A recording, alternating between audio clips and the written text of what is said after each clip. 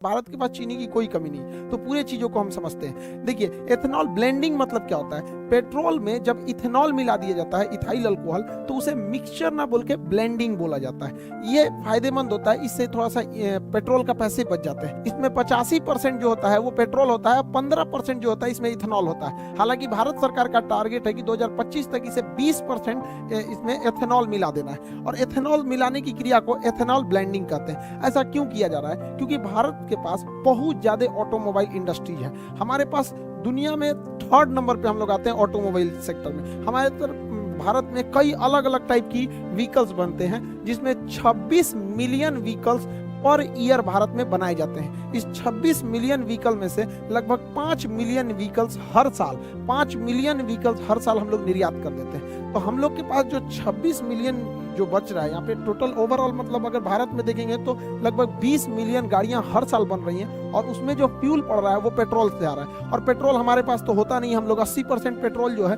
वो बाहर से ही मंगाते हैं। अब जो पेट्रोल बाहर से आ रहा है वो तेल के कुएं या रीक से आ रहा है, ये गल्फ कंट्री के पास है। इन्हें हम लोग कच्चा तेल खरीदते हैं जिसे क्रूड ऑयल कहते हैं। बैरल पर बैन लगा दिया, कहा कि हम चीनी बेचेंगे ही नहीं, क्योंकि फिलहाल जो चीनी है उसी को हम लोग स्टॉक करके रखेंगे, ताकि हम जो आने वाले सीजन में जो गन्ना निकलेगा उसमें ज्यादातर गन्ने को एथेनॉल प्लांट में भेजा जाएगा।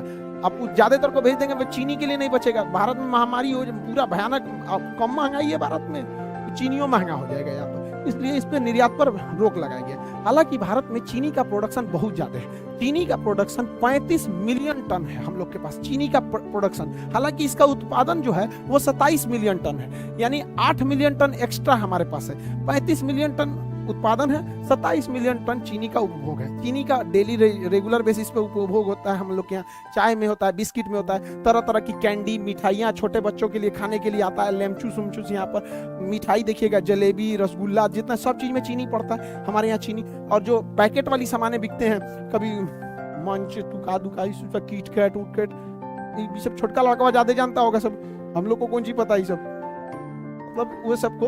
तो यहाँ पे जो है ना, ये इस सब में चीनी पड़ता है। तो चीनी का हमारे यहाँ डिमांड बहुत ज्यादा है, 27 मिलियन टन प्रति वर्ष डिमांड है। तो हम लोग के पास 35 मिलियन टन उत्पादन है, 27 मिलियन टन खर्च है, यानी बफर स्टॉक में हम लोग के पास अभी भी 8 मिलियन टन जमा है। बफर स्टॉक किसे कहते हैं? सरकार जो अनाज को सरप्लस उत्पादन के समय जमा कर लेती है गोदामों में, उसे बफर स्टॉक कहा जाता है।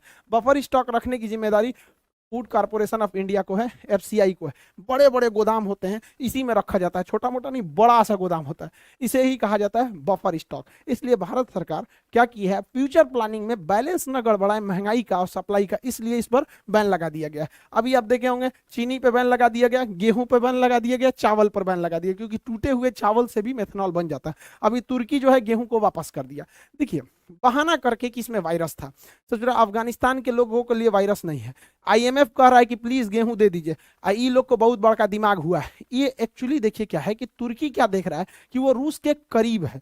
तुर्की जो है वो अमेरिका को बैलेंस करके चल रहा है, यूएसए को चिढ़ाने के लिए, क्योंकि तुर्की जो है रूस से सटा हुआ है, और रूस के पास गेहूं की कोई दिक्कत नहीं है। और रूस के इस एरिया में, चेचन्या वाले एरिया में आराम से ट्रक से गेहूं आ सकता है तुर्की में। तो ये देख रहा है कि इसी बहाने हम तुर्की देख रहा है रूस से व्यापार बढ़ा लेंगे, और अपने आप को हीरो बनने के लिए भारत का गेहूं वापस कर दिया है। यही गलती किया था मलेशिया, यही गलती किया था इंडोनेशिया, पाम ऑयल को लेकर इनको घमंड हो गया था पाम ऑयल का। आज इनका पाम ऑयल कोई खरीद ही नहीं रहा है यहाँ पर, तो ये लोग कह रहे हैं कि पाम ऑयल खरीद लो। देखिए, इंटरनेशनल रिलेशन में ईगो नहीं दिखाना चाहिए इनको, ज्यादा ईगो इनको महंगा पड़ जाएगा वहां पे। मत लो गेहूं, कौन मार, हम लोग के यहाँ गोदाम का कमी है।